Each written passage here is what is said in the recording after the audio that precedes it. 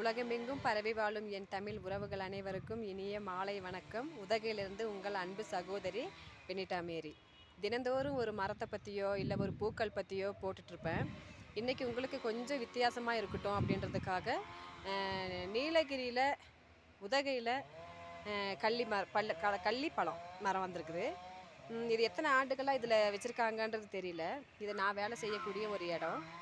அதில் உண்மையிலுமே பறவைகள் எல்லாம் வந்து சாப்பிட்டுட்டு போகும். இந்த பழத்தை பார்த்திங்கன்னா தெரியும். இதெல்லாம் வந்து பறவைகள் சாப்பிட்டுட்டு போனது. இந்த பழம் எல்லாம் வந்து ஆயிருக்குது. இந்த பழம் என்னத்துக்கு பயன்படுதுன்னு சொன்னீங்கன்னா, நம்ம உடல் உஷ்ணத்தை வந்து குறைக்கும் அப்படின்னு சொல்கிறாங்க. இப்போ வாகன ஓட்டிகளுக்காகட்டும், அலுவலகத்தில் ரொம்ப நேரம் உட்காந்து வேலை செய்கிறவங்களுக்காகட்டும், பைல்ஸு அப்படின்றாங்க இல்லைங்களா, அந்த மாதிரி மூலம் அந்த மாதிரி ஒரு உடல் பிரச்சனையை தீர்க்கக்கூடிய ஒரு தன்மை உடையது இந்த கள்ளி செடி. அப்போ இந்த கள்ளி பழமானது எத்தனையோ ஓனா சாப்பிடுது, பறவைகள் சாப்பிடுது, காக்கா சாப்பிடுது, மைனா சாப்பிடுது. இதை வந்து நான் பார்க்கும் போது அதுங்கக்கிட்ட சண்டை போட்டு அந்த பழத்தை நானும் கூட கொஞ்சம் எனக்கும் வேணுன்ற மாதிரி நான் கேட்டுட்டு வாங்கி எடுத்து சாப்பிட்டுக்குவேன்.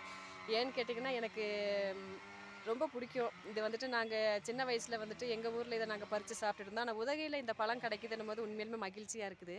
எதிர்காலத்தில் நம்ம குழந்தைகள் எல்லாம் இதை வந்து பார்ப்பாங்களா, இல்லை இவங்களுக்கெல்லாம் கிடைக்குமா அப்படின்றது சாத்தியம் இல்லை. ஏன்னு கேட்டிங்கன்னா, பறவைகள் இருந்தால் மட்டும்தான் உண்மையாலுமே இந்த பழங்களை சாப்பிட்டுட்டு போய் அது போடுற எச்சத்துலேருந்து தான் இதோடைய பழத்துடைய இன்னொரு செடி வளரும்.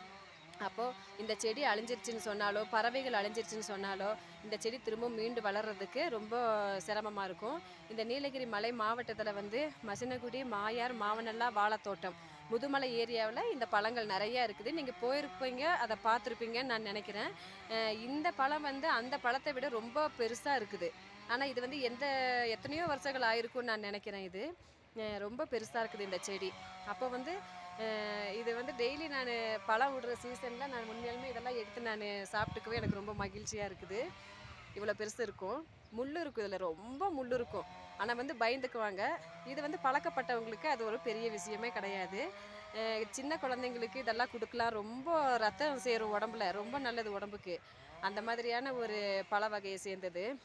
பட்டாம்பூச்சி ஆகட்டும், ஒரு தேனி ஆகட்டும், இதெல்லாம் உண்மையாலுமே வந்து ஒரு பூவை விட்டு இன்னொரு பூவில் போய் சேர்ந்து மகரந்த சேர்க்கையின் மூலமாகத்தான் இந்த காய் கனி எல்லாம் உருவாகுதுன்ற நம்ம அறிவியலில் படிச்சிருப்போம். அந்த மாதிரி ஒரு தேனீக்கள் அழிஞ்சிருச்சு. இயற்கை மூலிமா வளரக்கூடிய தன்மையவே நம்ம அழிச்சிட்டோம். உண்மையாலுமே பொட்டாசியம், நைட்ரேட்டு, கால்சியம், மெக்னீசியம் அப்படின்ற மாதிரி உப்பு கரைசல்களை போட்டு போட்டு போட்டு பல வகைகளெல்லாம் இப்போ கடையில் வர்றதெல்லாம் உண்மையாலுமே அது நல்ல தூய்மையானதாக இயற்கையாக விட்டுச்சான்றது தெரியாது. பல முறை கழுகிட்டு அந்த பழத்தங்களை சாப்பிடுங்க. இந்த பழம் வந்து இயற்கையாக இங்கேயே நானே இந்த இடத்துல அடிக்கடி உரம் போடுவேன். இந்த இடத்துல வந்துட்டு இப்போ வேஸ்டேஜ் ஆகக்கூடிய பழங்கள், காய்கறிகள் எது இருந்தாலும் கிச்சன்லேருந்து செலவு வேஸ்ட் ஆகிற பொருளுங்களை நான் தண்ணியில் ஊற வச்சு ஒவ்வொரு பக்கெட் கொடுத்து நான் ஊற்றுவேன். ஆண்டுக்கு ஒரு 2 முறை 3 முறை இந்த பழம் விட்டுருது. ஓயாமல் விட்டுட்ருக்கும். எத்தனையோ பறவைகள் வந்து உட்கொள்ளுது, ஒரு ஆகாரமாக இருக்குது. அதை பார்க்கும்போது உண்மையிலுமே ரொம்ப மகிழ்ச்சியாக இருக்குது. இன்றைக்கி ஒரு 10 மாதம் தாயானவள் ஒரு குழந்தைய சமக்கிறா இல்லைங்களா. அவள் 10 மாதத்துக்கு அப்புறம் அந்த குழந்தைய வந்து இறக்கி வச்சிட்றா. அவருடைய பாரம் இறங்கிருது. ஆனால் இந்த பூமாதேவி நம்மளுடைய பிறந்து வளர்ந்து ஆளாயி இறுதி வரை மண்ணில் போய் புதையும் வரை நம்மளை காப்பாற்றிக்கிட்டு இருக்கா.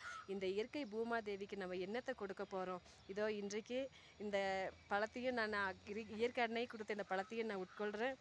அதுக்கு பிறகு இன்றைய நாளிலே இந்த பேரிக்காய் மரம், இந்த பேரிக்காய் மரத்தை நான் வச்சு எருவு போட்டு தண்ணி ஊற்றி விட்டாச்சு.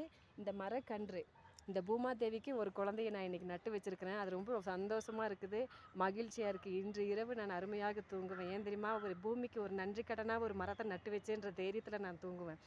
அந்த அளவுக்கு ஒரு சந்தோஷம் இருக்குது. நீங்களும் செஞ்சு பாருங்களேன். ரொம்ப அருமையாக அந்த நாட்கள் எல்லாம் உங்களுக்கு ரொம்ப சந்தோஷமாக இருக்குது. இன்றைக்கி நம்ம பயனுள்ள ஒரு வேலையை செஞ்சுருக்கிறோன்ற ஒரு அனுபவம் உங்களுக்கு இருக்கும்.